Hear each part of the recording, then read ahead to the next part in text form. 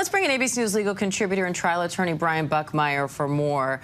Brian, Sophie Turner suing Joe Jonas for wrongful retention. What exactly does that mean?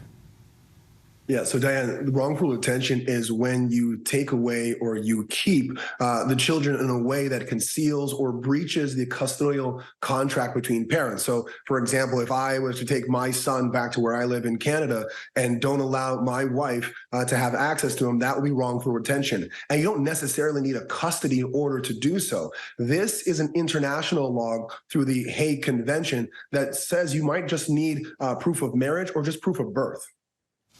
Now, Sophie Turner says in these court filings that the couple had entered into a contract to sell their Miami home and make England their permanent home.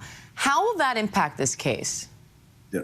The term you're going to hear a lot when you listen to this story and listen to the filing is habitable residence. Sorry about that.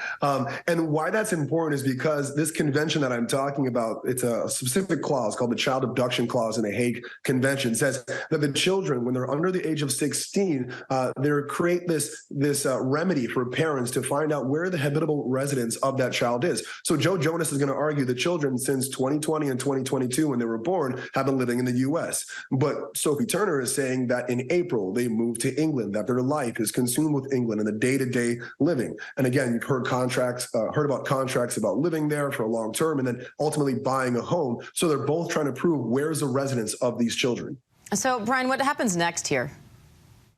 Yeah, so the Hague would step in, and what they say is they try to create a bit of a common area for both parties to come and speak and prove or at least provide information as to where is the best place for these children to reside. Now, the case is filed in the Southern District of New York. That's in Manhattan, not too far from where you are. And so international law will apply both for England and the U.S., where both parties will try to determine or try to argue where that habitable residence is for the children.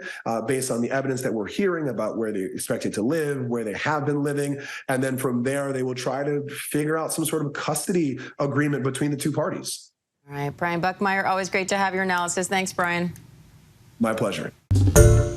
Hi, everyone. George Stephanopoulos here. Thanks for checking out the ABC News YouTube channel. If you'd like to get more videos, show highlights, and watch live event coverage, click on the right over here to subscribe to our channel. And don't forget to download the ABC News app for breaking news alerts. Thanks for watching.